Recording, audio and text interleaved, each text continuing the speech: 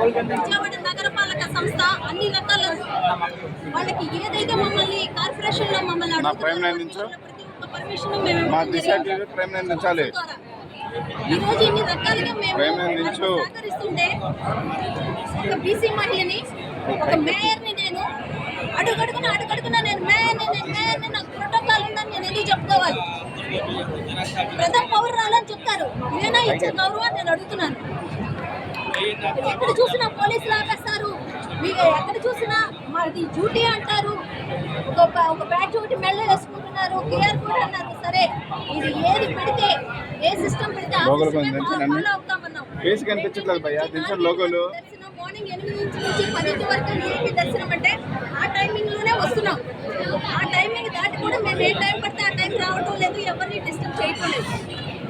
కానీ ఇచ్చిన టైంకే ఇచ్చిన ప్రోటోకాల్కే మేము వస్తుంటే కలెక్టర్ని అటు మా ఏఎంసీ కమిషనర్ని అడిగితే మీకు మేయర్ బోర్డు ఉందమ్మా, మీకు ప్రోటోకాల్ ఉంటుందమ్మా, మీకెందుకమ్మా ఆ స్టిక్కర్స్, మీకేం అవసరం లేదు, మీరు మీ కారు వేసుకొని వెళ్ళండి, మిమ్మల్ని ఎవరు ఆపేదే లేదు అని చెప్పారు.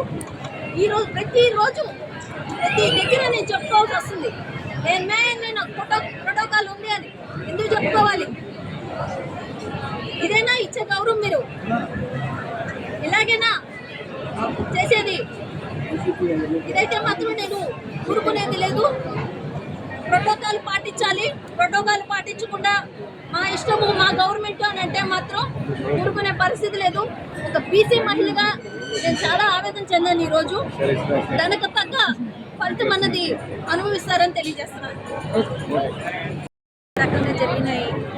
ఎవరినైనా ఎప్పుడైనా ప్రోటోకాల్ పరంగా ఎక్కడైనా ఆపడం జరిగిందా? ఒకసారి విశ్లేషించుకుంటే ఇప్పుడున్న కూటమి ప్రభుత్వం అనేది అర్థమవుతుంది. విజయవాడ నగర మేయరు ప్రథమ పౌరురాలు అంటారు. మినిమం కామన్ సెన్స్ కూడా లేకుండా ప్రోటోకాల్ వెహికల్కి ఏంటి స్టిక్కర్ లేదని చెప్పి కింద దగ్గర నుంచి ఆపుతూనే ఉన్నారు. ఎక్కడ పడితే అక్కడ నేను మేయర్ని కారుకు పెద్ద ఫోటో ఉంది మేయర్ అని. ఈరోజు నగరపాలక సంస్థ లేకుండా, నగరపాలక సంస్థ సహాయ సహకారాలు లేకుండా విజయవాడలోన భవానీ దీక్షలు కానీ శరన్నవరాలు కానీ నిర్వహించగలరా? కార్పొరేషన్ తరఫున